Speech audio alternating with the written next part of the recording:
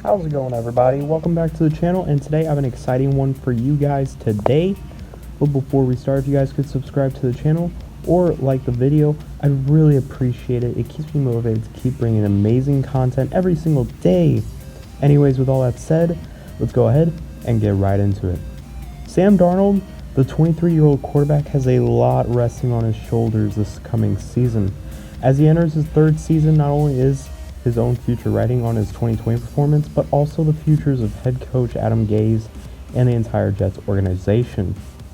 The Jets drafted him number 3 overall in 2018 with the belief he could transform a franchise. So far, there have been glimpses of greatness with stretches of poor play as well.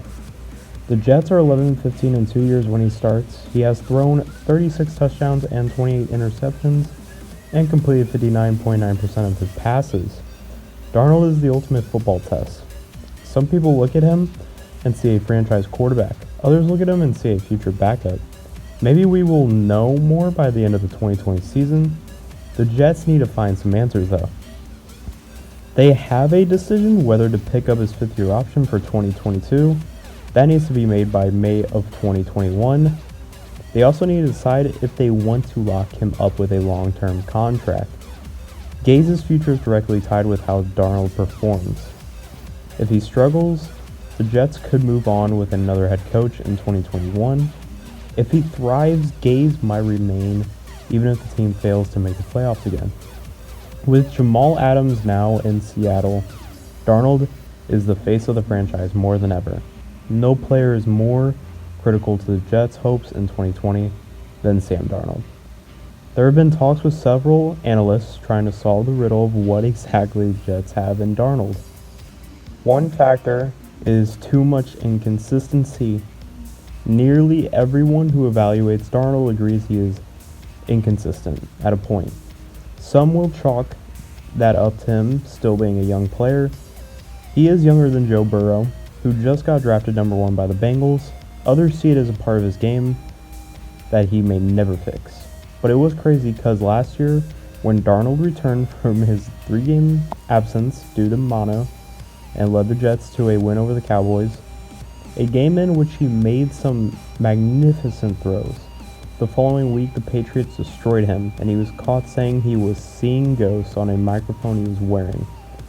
He looked like a completely different quarterback from one week to the next.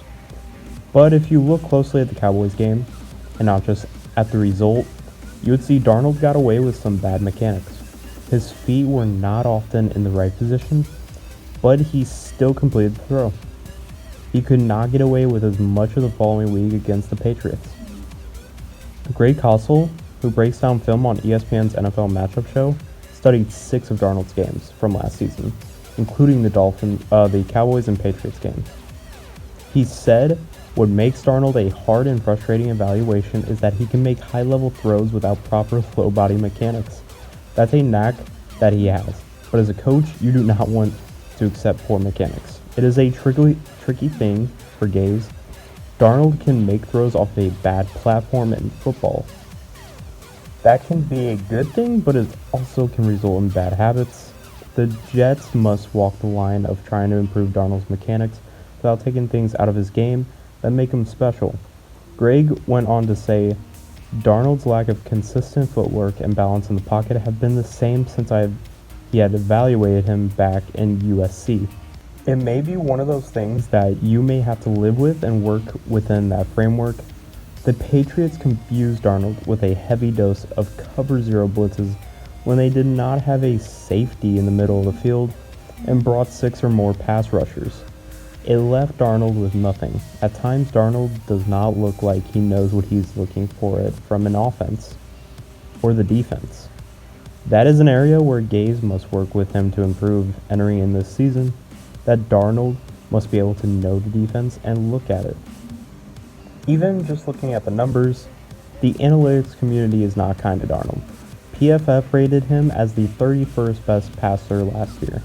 He holds onto the ball too long and struggles under pressure, according to the metrics. He has not fared much better in traditional stats. He was 27th in QB rating last year and 25th in QBR. I used I would say the concerning part for Darnold is in the stable metrics.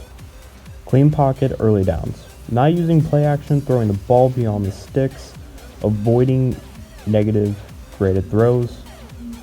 He is well into the bottom of half of the league. Also pointing to deep ball accuracy is an issue for Darnold. That is something Darnold has said he worked to improve this past offseason. He struggled in the red zone as well last year, throwing 4 red zone interceptions, tied for the most in the league. Even though the stats may paint a bleak picture, maybe they might not tell the whole story. I think that this will be a pivotal year.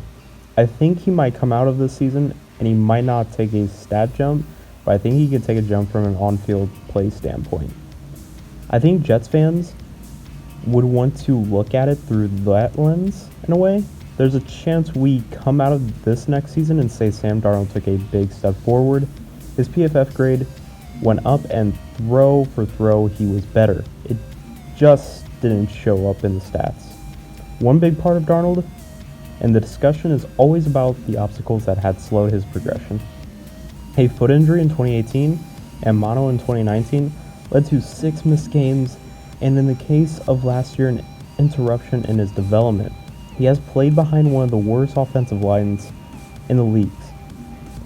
The Jets set about fixing that line this offseason, hoping it helps Darnold.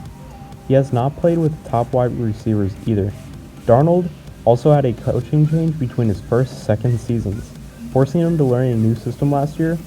He did not appear comfortable in Gaze's system until about halfway through the season. In the second half of the season, though, Darnold threw 13 touchdowns and just 4 interceptions, and his rating was 93.5. All these things have led his fiercest defenders to say it is impossible to evaluate him. But what now? As the Jets reported to camp, Gaze said he is more confident. He sees more confidence in Darnold. He has a little bit different way about him, as Gaze said. While there are doubters on the outside, the Jets still believe Darnold is their long-term answer and their future quarterback. Darnold said he understands football more now and has confidence that he can be more consistent. There is still plenty of belief in Darnold. Jets fans hope Darnold goes into a hurry-up mode this season and no longer is a question but shows them he's the answer they have been waiting for. Man, I am excited to see what Sam Darnold can do, and I really hope the guy succeeds. If you guys have any of your own opinions, please go ahead and comment below. I'm interested in what you guys' thoughts are. But with all that said, I hope you guys enjoyed the video, and I hope you all have a nice day. Peace.